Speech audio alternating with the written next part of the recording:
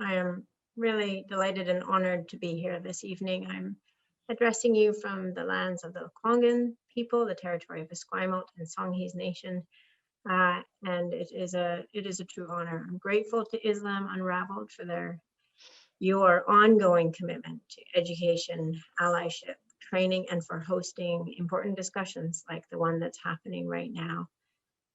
I really believe that bringing people together is essential to help end the discrimination, racism, hate, and violence directed towards faith, racial, and ethnic communities. And I thank you for inviting me to this important memorial event during which we are commemorating the lives lost in New Zealand. We recognize so clearly the abhorrent expression of white supremacy and hatred in the acts of the gunman who murdered 51 people in their mosques in New Zealand. As Kashif points out, these are real, dangerous consequences of Islamophobia and white supremacy. We cannot stop taking these dangers seriously. And this evening, as we gather to commemorate the lives lost and also to have the discussion about how we can take action to ensure that these acts of hatred and indeed hatred itself can be removed from our society. We often focus on the actions of individuals who perpetuate racism, but we must also recognize the systemic racism that permeates our institutions and our society. What's hard to see and recognize as a white person, and what is absolutely our responsibility as white people, is the way that white supremacy and racism plays out in our systems and institutions and in the lives of people who are not white. We must relentlessly work to see this so that we can together build a society that does not systemically bestow privilege to white people while accepting racism towards Black people, Indigenous people, and people of color. It is necessary and essential that those of us with privilege work hard to recognize how that plays out in our lives, to understand the privilege of what it means to live without fear. That privilege, in this sense, has nothing to do with wealth or status or class. When I enter a room, my skin color is not an automatic barrier that I come up against. I don't fear for my children's lives, that they will be at risk if they are pulled over for a traffic violation. I don't fear that they are being treated differently by their teachers because of the color of their skin. I don't fear that I or they will be considered a threat to others because of the color of their skin. I don't fear the child welfare system. I don't fear seeking medical help for me or my children. And I don't fear that I may be attacked or murdered if I choose to go to a religious service. Living without fear means that I can focus my energies and my time on the things that I choose. Living without fear means that I have far fewer barricades and barriers in my life that I need to overcome just to do what I do on a daily basis. And let us reflect on what is lost because of the fear that people have to live with. How much potential is not being met? And let us remember, particularly this evening, as we commemorate the lives of so many people murdered in a hateful act, that the fear is justified, is understandable, is a terrible and very real burden that Muslims live with.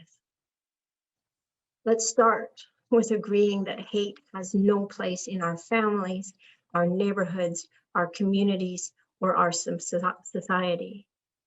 And then let's imagine the world free of hate and discrimination. Imagine if we approach differences with interest and curiosity rather than judgment and fear. Imagine if our education system left behind its Eurocentric foundations and was instead shaped on the interconnectedness of all of us and all of our histories. Imagine if our communities created an abundance of opportunities for connection across races, religions, and cultural traditions. And imagine if our government institutions, our healthcare system, our judicial system, our child welfare system, our education system, imagine if they were all relentlessly working to identify and end bias, discrimination, racism, and hatred. And then let's stop imagining a world in which everyone gets to live without fear, and let's make that a reality. Leadership matters. This is what we can learn from New Zealand Prime Minister Jacinda Ardern. She responded as a compassionate, empathetic, grieving human to the terrible tragedy of the murder of 51 people who were in their place of worship. And she responded with concrete and appropriate actions. She banned assault weapons, she launched an inquiry into the shootings, and she and her government are implementing the recommendations. She acknowledged and apologized for the failings of her government. As we see from New Zealand, it is the responsibility of legislators and elected officials to take action.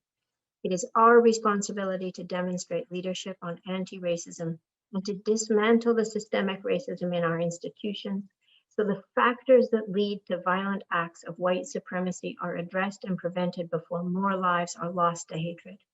As Kashif so clearly explained just now, we need concrete policy and action to prevent the spread and threat of white supremacy.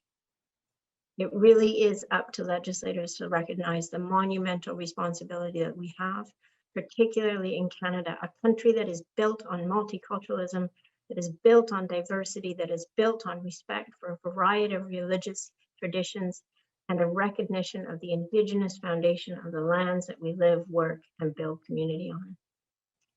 My friend Lisa Gunderson likes to point out, it is important that we take a personal look at where our power and privilege lies, so that we can be effective in taking action. I'm doing my best as a party leader to ensure that we are taking steps as a political party to look at our own systems and that we are applying an anti-racist lens to our work. We also reaffirm our commitment as an organization to building a truly diverse party, from our membership and volunteers to our staff, candidates, and MLAs.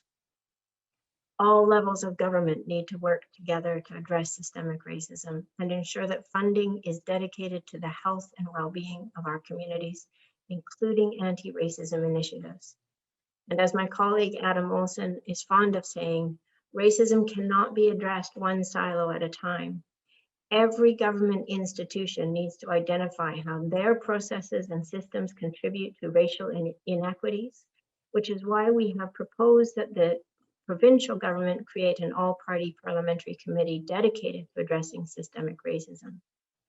In consultation with communities, an all-party parliamentary committee can put together direct, actionable items to begin the process of dismantling systemic racism with a timeline to ensure that action is genuinely being taken. Thank you for inviting me to speak tonight.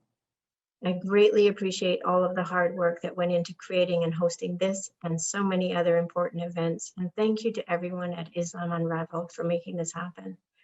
Tonight, I hold all of those who are grieving in my heart as we honor and mourn those who lost their lives in New Zealand. I hope the important discussions we have this evening will move us forward to becoming a more equitable and more inclusive society. Thank you.